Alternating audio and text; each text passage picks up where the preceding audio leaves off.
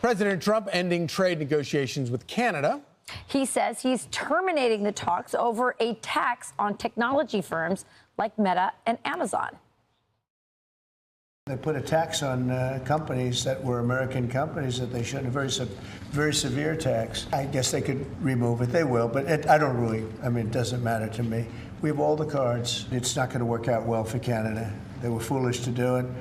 And so I said we're going to stop all negotiations with Canada right now until they straighten out their act.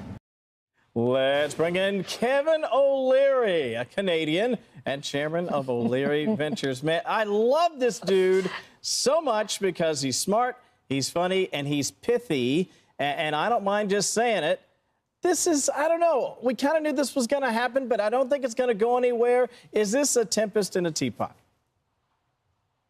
You know, this policy actually was introduced by the previous administration in Canada, the idiot king, Justin Trudeau. It was bad policy then, and it's bad policy now. But Carney, the new prime minister, that Trudeau was thrown out after he impoverished 25% of the Canadian population, wiped out GDP, buried the country in debt because of one policy called Bill C-69, which doesn't allow development of any energy, anything at all. It's a no pipeline bill. So revenues collapsed in Canada during his 10-year reign. And now Carney has no income. There's no growth in income at all. So he's trying to find any way he can to make income. This is worth $7 billion to the Canadian economy. But obviously, it's not going to work out the way he planned. Now, he may be just testing it, but he doesn't have a lot of options because Canada's economy has been wiped out by the idiot king, and he's got to fix it. And so at the end of the day, this is just another aspect of the negotiation. But I will add one thing. The original vision of this, way back 7 months ago, was why don't we somehow combine these two economies, not sell the country, but Canada has all the raw resources, the unlimited nat gas, unlimited oil, unlimited rare earth, unlimited minerals, and the U.S. is the largest market. Yeah. So what are we, all idiots? Why do we have tariffs in either direction? There should be no tariffs whatsoever. Exactly. We should bulk up and then fight off the Chinese. You know, my favorite thing that's happened out of Canada recently was when the No Kings protests spread to Canada, and then Canada remembered that they have a monarchy, so they had to change it to the No Tyrants holiday. Hilarious. But, you know, obviously the Trump administration, Treasury Secretary Scott Bessent also has called out the new tax on digital services that Canada has levied, is going to levy on U.S. companies. Watch this. Canada has this digital services tax, and several other countries do too. We disagree, and we think that they discriminate against U.S. companies. This was something from the Trudeau years, so we were hoping as a sign of goodwill that the new Carney administration would at least put a break on that during the trade talks. They seem not to have. Real quick, how does that end?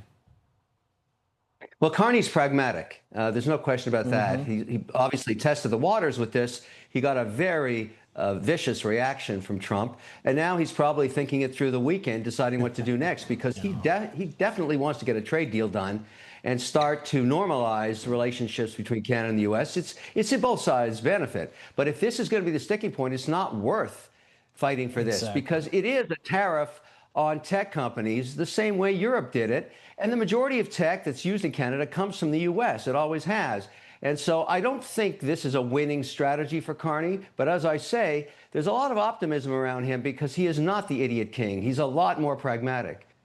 Well, let's see if he is. We definitely have a new president, so that might help in the negotiations as well, because he's good at that art of a deal.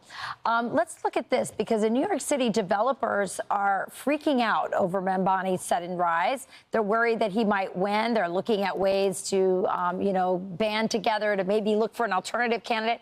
Explain why developers are so worried about this socialist winning. I'm a developer. Let me explain why. Long-term capital. We need stability on policy desperately. New York has been a mess for years now in terms of putting large amounts of capital in the ground because the policy keeps shifting. Here's another evidence of it again.